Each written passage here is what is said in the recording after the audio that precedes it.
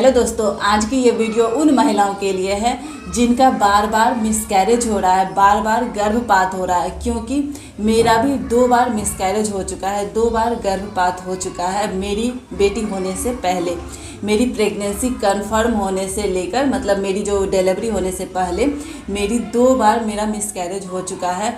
तो मेरा जो पर्सनल एक्सपीरियंस है वो मैं यहाँ पे आप लोगों के साथ शेयर करने के लिए जा रही हूँ। तो अगर किसी भी लेडीज़ के मन में ये सवाल पैदा होता है कि अगर उनका बार बार गर्भपात हो रहा है, 2 बार 3 बार 4 बार, तो कहीं ना कहीं मन में ख्याल ये आ जाता है कि शायद वो कभी प्रेग्नेंट नहीं हो सकती हैं, शायद वो कभी माँ नहीं बन सकती हैं। बहुत सारे सवाल मन में घूमते रहते हैं। तो देखिए, यहाँ पे मेरा जो मिसकैरेज हुआ है वो 2 बार हुआ है, ठीक है। तो वीडियो में आगे बढ़ने से पहले मैं ये कहना चाहती हूँ कि अगर आप चैनल पर नए होंगे तो प्लीज़ हमारे इस चैनल को सब्सक्राइब कर लीजिएगा और वीडियो पसंद आएगी तो प्लीज़ लाइक भी कर दीजिएगा। तो चलिए वीडियो में आगे बढ़ते हैं। आप भी बिना स्किप के पूरे अंत तक वीडियो ज़रूर देखिएगा, क्योंकि ये वीडियो बहुत ही इम्पॉर्टेंट होने वाला है।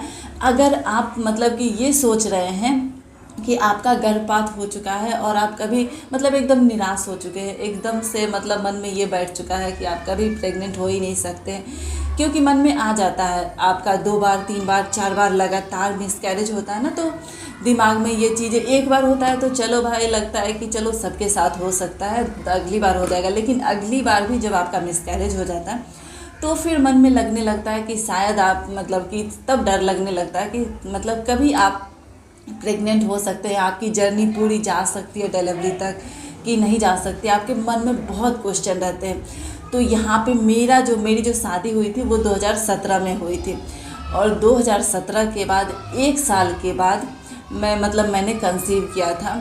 तो मुझे ये पता नहीं था कि मैंने कंसीव किया है, ये मुझे बिल्कुल भी पता नहीं था। और ये जो मिसकैरेज है, ये मिसकैरेज फर्स्ट मिसकैरेज जो मेरा हुआ था, ये मुझे लास्ट तक भी नहीं पता था कि मतलब मेरा मिसकैरेज हुआ है, ठीक है। क्योंकि डॉक्टर ने जब बोला था तो उसके बाद मुझे लगा कि हाँ मेरा मिसकैरेज हुआ है।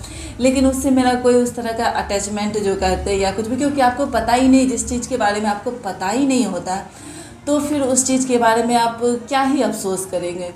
तो देखिए, सबसे पहली बार मेरे साथ जो हुआ था ना, मेरा जो पीरियड डेट आया था 1 साल के बाद, मेरी 17 में शादी हुई थी और 18 में मेरा एक बार मतलब कि पीरियड डेट मेरा, ये जो कहेंगे ना कि पीरियड डेट मेरा आगे बढ़ा था या कुछ भी, ऐसा कुछ भी नहीं हुआ था।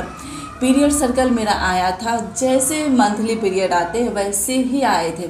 लेकिन पीरियड सर्कल होता है ना कि 4 दिन 5 दिन ख़त्म हो जाते हैं। 4 दिन 5 दिन 6 दिन बहुत हो गया, हार्डली 1 वीक हो गया, इससे ज़्यादा तो किसी को भी नहीं होता है।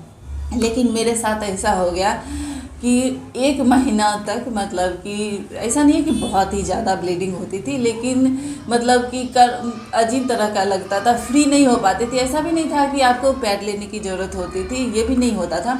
लेकिन हाँ, वॉशरूम जाने पे ब्लीडिंग होती थी, ऐसा मतलब लगता था। आप जब भी मैं वॉशरूम जाती थी तो मुझे कुछ समझ ही नहीं आ रहा था कि मतलब क्या हो रहा है मेरे साथ। बहुत ही ज़्यादा हैवी ब्लीडिंग भी नहीं हो रही थी, कुछ समझ ही नहीं आ रहा था। लेकिन हाँ, अनकंफर्टेबल फील हो रहा था।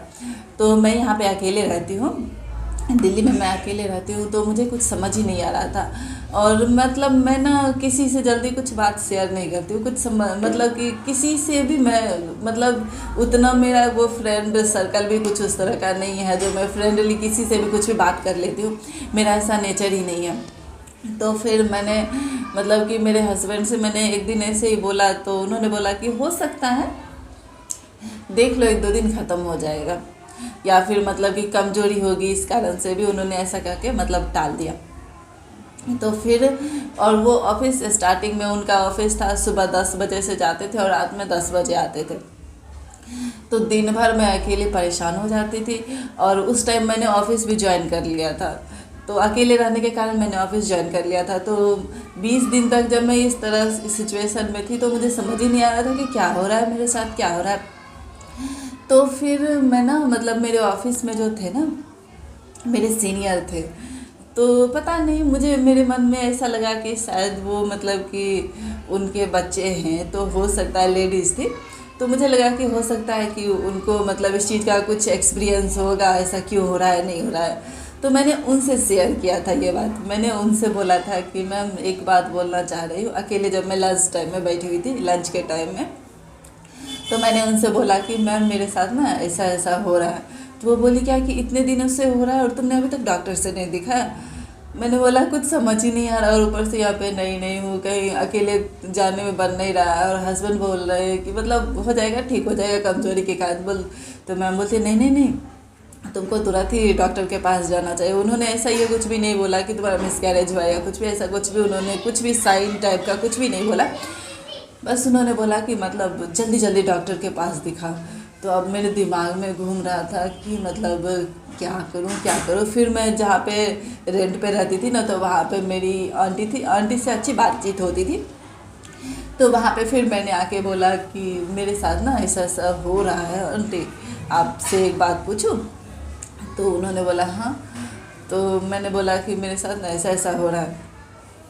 तो आंटी सीधे, आंटी को ना मतलब आंटी तो एक्सपीरियंस थी, उनका 25-30 साल का उनका लड़का भी था। तो उन्होंने तुरंत ही मतलब उन्होंने ये भांप लिया कि मतलब शायद ये मिसकैरेज का है या कुछ भी। तो उन्होंने तुरंत ही, मेरे हस्बैंड आए रात में और उन्होंने बोला कि मेरे हस्बैंड के बारे में कि तुमने बताया नहीं। मैंने बोला बताया। वो बोले कि हो सकता है कमज़ोरी से हो रहा होगा ऐसा कुछ भी। तो उन्होंने बोला नहीं मैं जाके बोलती हूँ। तो वो एक मतलब कि था, ऐसा नहीं है कि वो कम एज की थी, बहुत ही एजेड थी। तो उन्होंने बोला नहीं मैं बात करती हूँ उससे, उसको दिखाने के लिए बोलूँगी, बहुत ही ज़रूरी है दिखाना। तो उन्होंने बोला, मेरे हस्बैंड को बोला कि इसको जल्दी कल दिखाओ, मतलब कि ऑफिस से छुट्टी लो और इसको दिखाओ। तो फिर उसके बाद मैं डॉक्टर के यहाँ गई दिखाने के लिए अगले दिन। तो अगले दिन जब मैंने दिखाया अल्ट्रासाउंड, डॉक्टर ने मुझे बोला, जब मैंने अल्ट्रासाउंड करवाया तो अल्ट्रासाउंड में मतलब कि क्लियर हो गया था कि मतलब ख़त्म हो चुका है, कुछ भी नहीं है अब। तो फिर मैं अल्ट्रासाउंड लेके, मेरे तो कुछ भी समझ में नहीं आ रहा था कि क्या लिखा है, पढ़ने की कोशिश भी मतलब मेरे समझ में नहीं आ रहा था। तो फिर मैंने मतलब जिस हॉस्पिटल मैंने दिखाया था वहाँ पे जाके दिखाई। तो डॉक्टर ने देखा और डॉक्टर ने बोला कि मतलब था, लेकिन अब कुछ भी नहीं है, धीरे धीरे मतलब देख लो, 2-4 दिन 1 वीक और देख लो, अगर मतलब ब्लीडिंग होती है तो फिर मतलब आना दिखाने के लिए। बस इतना ही उन्होंने बोला। लेकिन मैं आई घर और उन्होंने कोई दवाई नहीं दी, कुछ भी नहीं दिया, सिर्फ एक विटामिन की पता नहीं कोई टैबलेट दी थी, मुझे उतना याद नहीं है। उन्होंने बोला था कि ये विटामिन की टैबलेट है, ये खा लेना, और उन्होंने कुछ भी नहीं दिया था।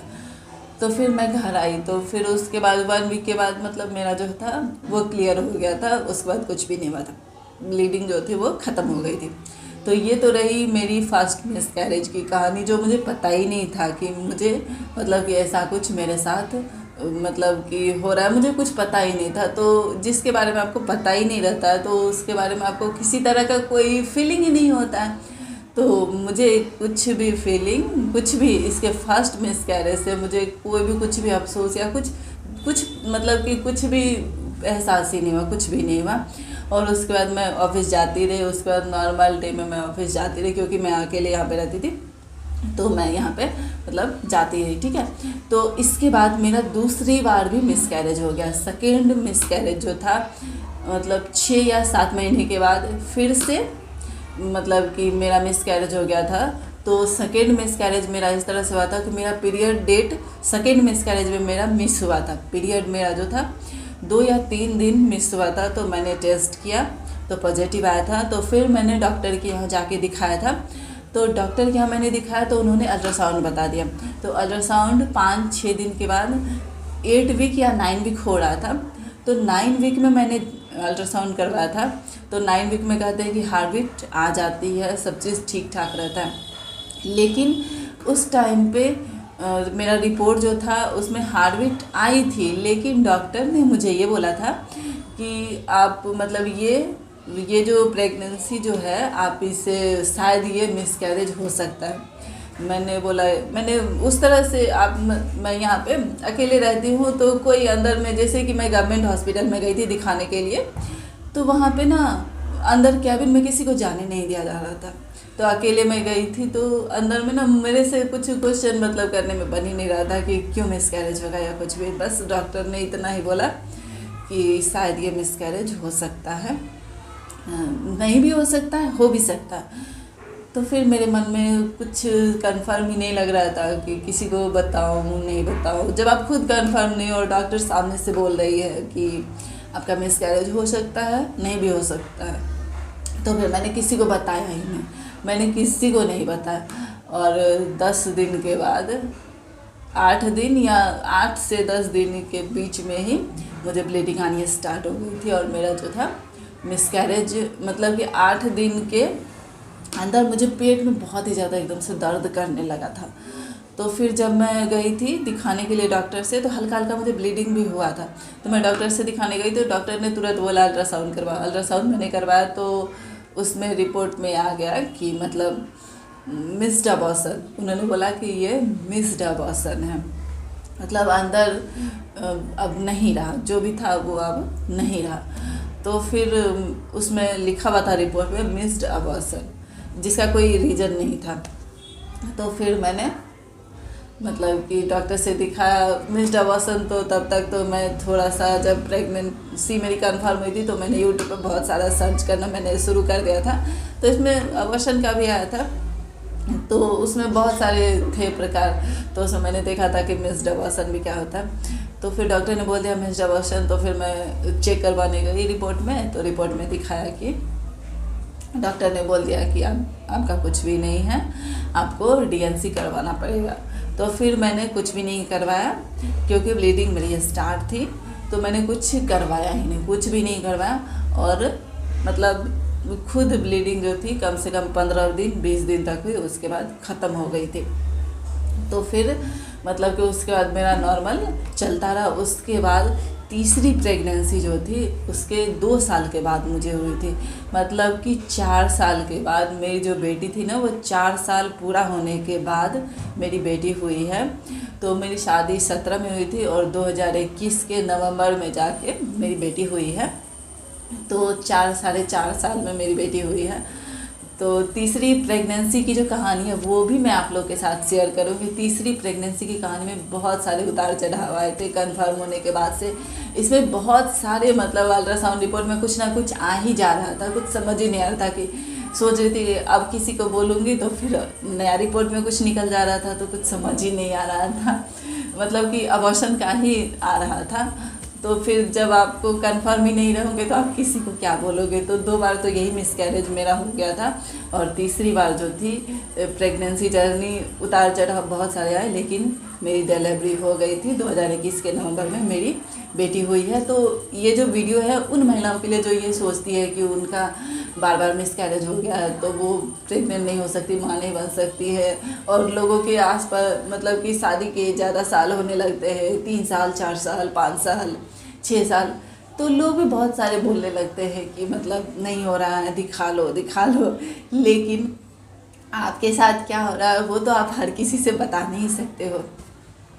तो बस मैं अपनी जो स्टोरी है, इस स्टोरी को कहने का, कहानी को कहने का यही मतलब है, सिर्फ एक ही उद्देश्य है कि बार बार अगर आपका मिसकैरेज हो रहा है तो आप बिल्कुल भी ये ना सोचें कि आप प्रेग्नेंट नहीं हो सकते हैं। अगर भगवान ने चाहा तो आप प्रेग्नेंट ज़रूर होंगे, जैसा कि मतलब कि सबके साथ हो जाता है ऐसा, ठीक है। तो आज की इस वीडियो में बस इतना ही, और आगे मैं आप लोगों के साथ तीसरी प्रेगनेंसी की जो कहानी है जो मेरी बेटी है वो भी आप लोगों के साथ धीरे धीरे मैं शेयर करूँगी, ठीक है।